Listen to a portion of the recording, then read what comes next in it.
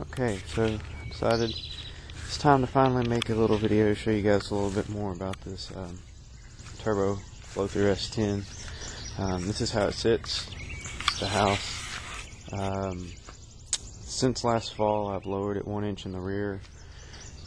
Right now, that's as far as it can go in the rear. I know that it kind of looks like a farm truck or pulling truck or something with the rear jacked up, but actually the Willwood brake calipers are moved in to accommodate the real shallow offset I have on the rear wheels, and they touch my frame rails if I lower it any further, but I need to get that shaved, and I can lower it 2 more inches in the rear and it'll get better weight transfer and look more level. Here is the remnants of the intercooler that you saw in the other video, where when I hit the slab it just kind of took out the lower tank. Upper tank turned out fine, it bent the mounts, but that's about it. There are the complimentary jack stands that come from Harbor Freight for everyone with a turbo vehicle. These are the parts left over here from the incident with the slab. I've now put in a gravel driveway to take care of all that. This garbage bag is what keeps water from going down in the hood, since I decided to just put a hole in my stock hood instead of mounting my 6-inch liftoff cowl. I didn't want to mess up the hood doing it myself. I'm trying to do as much of this on my own as I can and cut down on the cost. Then there are the hood pins from Northern Tool, which do double duty as trailer pins. So give you guys a look of what it looks like under the hood. And we'll move to the rear of the truck.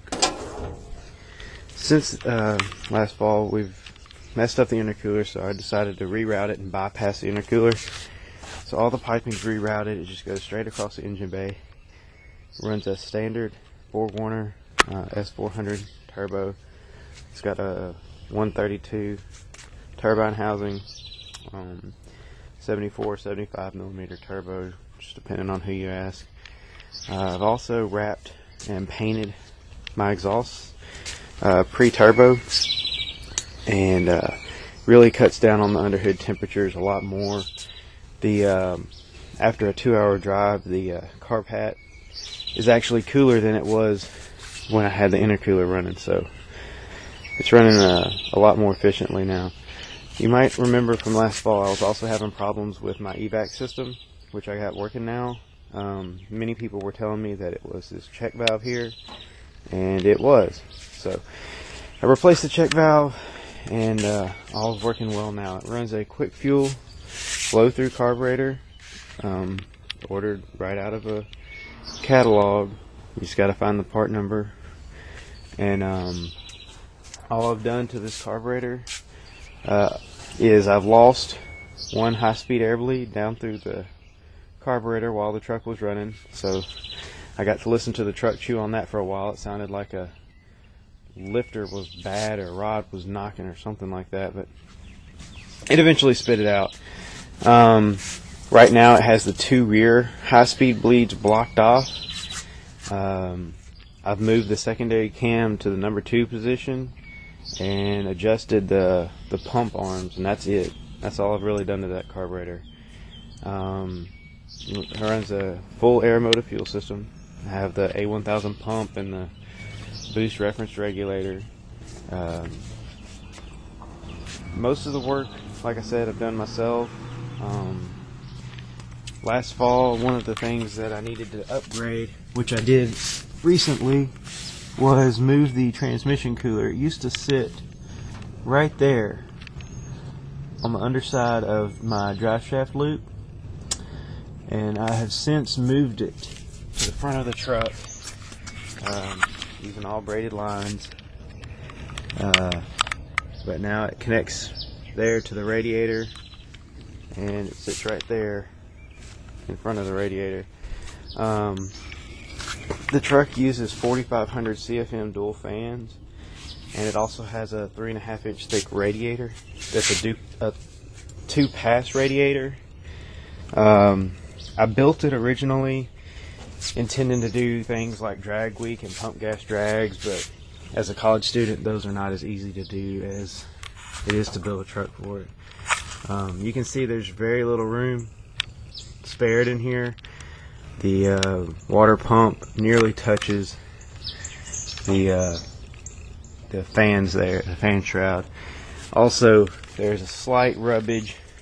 You can see right here on the underside of the hood where the exhaust touches the underside of the hood, and I had to notch out one of the hood braces to fit the V-band coming off of the turbo. So one of the next things that'll get done with the truck, in addition to the rear frame modification, is getting the 6-inch hood that I have for the truck mounted. Let you guys take a look at the inside of the truck now. The factory interior, more or less. Runs a bench seat, stock column, stock dash. All I've done was I've created a aluminum plate in place of the factory radio panel. The cigarette lighter is what I use to power my data logger. I run an LM2 data logger. The hookups for it are all right here. And over here we have the fancy O'Reilly auto parts gauges. The tack and boost gauge are over here. Let's see. It runs a Hurst shifter with the 12-volt button on the top, and that's the only button that I have in the truck as far as running switches. I use both a line lock and a trans brake on the truck. To activate either one, I have this double on toggle switch. Forward will allow this switch to run the trans brake, and moving the toggle to the rear allows the switch to operate the line lock. The other switch here is simply an on-off switch for both fans. I was having problems last year with overheating, and we just found out that somehow or another, when we were hooking into parts of the factory wiring on the truck, we thought we hooked into a 12-volt ignition hot wire for my water pump and one fan.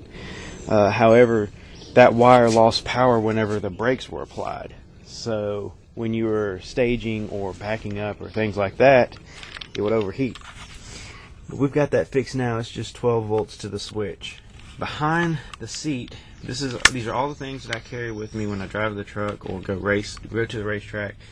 You know, your 4-way lug wrench, breaker bar that has the 15/16 socket to fit the lugs for the 5/8 studs on the rear. Down here we have the transmission filler tube with the mandatory low car adapter. Do not lose it, or good luck filling your transmission. Also carry a spare quart of high performance Rotella oil, some water, a couple of cans of carburetor cleaner that every blow through guy carries, and not really type F, but we'll talk about the transmission fluid. I carry a couple of quarts of that also, as well as a fancy Harbor Freight timing light and duct tape. In the back of the truck, things are more or less the same going on back here, or what you would expect for most S10s. It took, weeks of planning where to put things back here, and then every time I go to a race, I see everything in the same place on these S10s. So we put the battery on this side in the rear, same place I always see them. The fuel cells mounted rear of the as far rear to the rear as I can, without the sump hitting body parts below the bed.